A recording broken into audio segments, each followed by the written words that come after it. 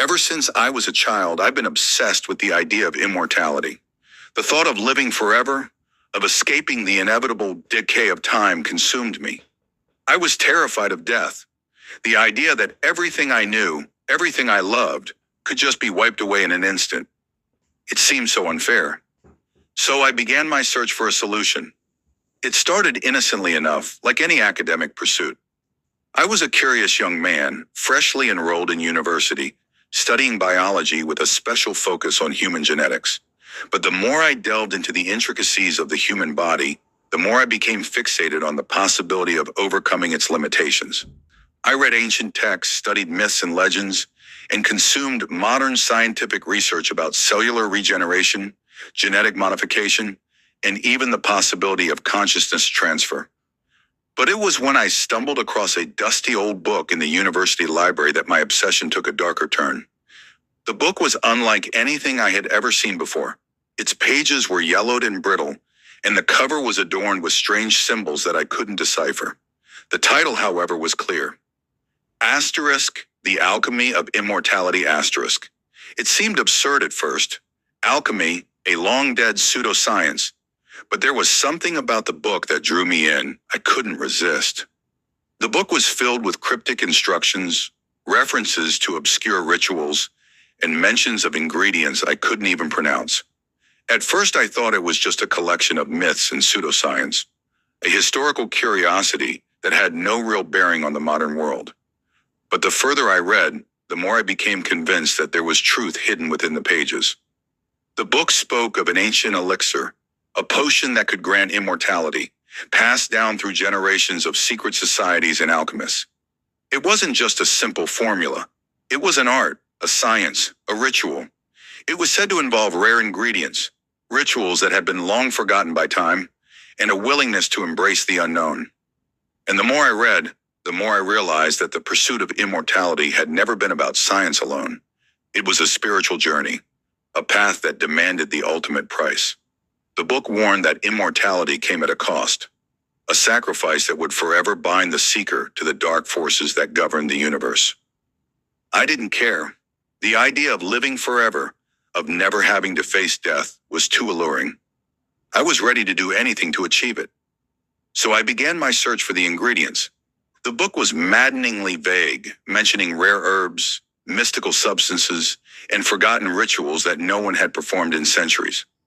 I scoured the world, traveling from one obscure corner of the earth to the next, meeting with occultists, historians, and alchemists who were willing to share what little they knew.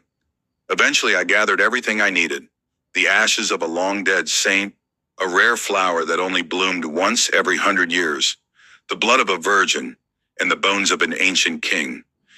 Each ingredient was more bizarre, more disturbing than the last, but I pressed on. The ritual had to be performed in total isolation, far from prying eyes. I found a secluded cabin in the woods, hidden from the world, and there I prepared the elixir. The final step was the hardest. The book stated that the elixir had to be consumed during a lunar eclipse, when the veil between the worlds was at its thinnest. As the night of the eclipse drew near, I felt a strange sense of anticipation, as if the universe itself were holding its breath, waiting for me to make my move.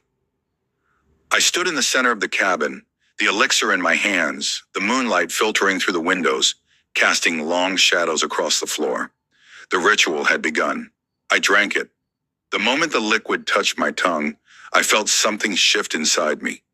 At first, it was nothing more than a tingling sensation, but then it grew stronger, spreading throughout my entire body. My veins burned as though fire coursed through them. My skin stretched, and I could feel my cells regenerating, repairing themselves at a rapid pace.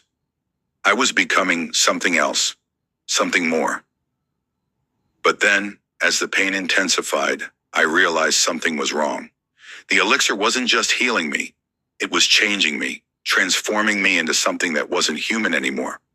My body was no longer mine. I could feel my mind slipping, my thoughts distorting, as though something ancient and monstrous was clawing its way to the surface.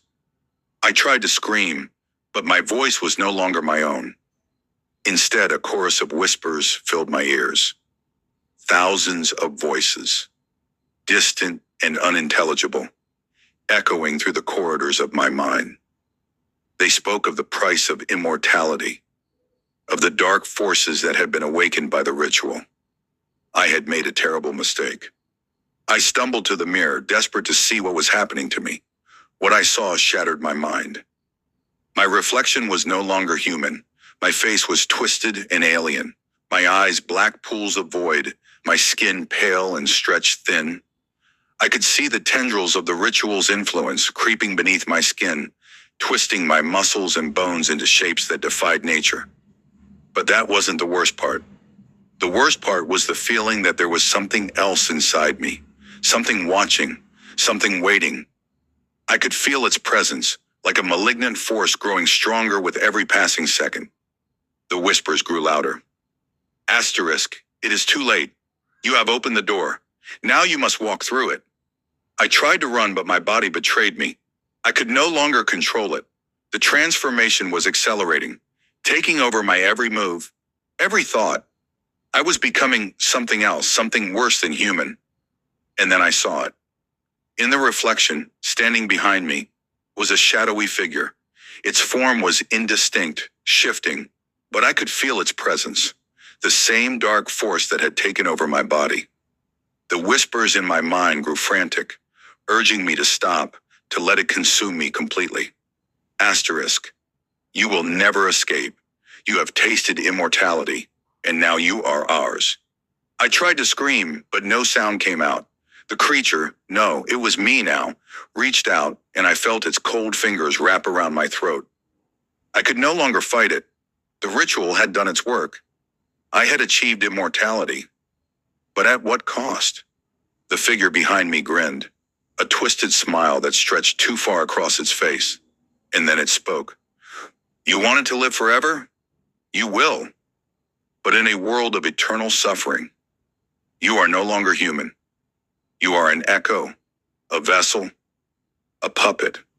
The last thing I saw before the darkness consumed me was my own reflection, smiling back at me, no longer human, but something far worse, something that could never die, never rest, trapped in a cycle of eternal torment. I had wanted immortality. I had gotten it, but it wasn't what I had imagined.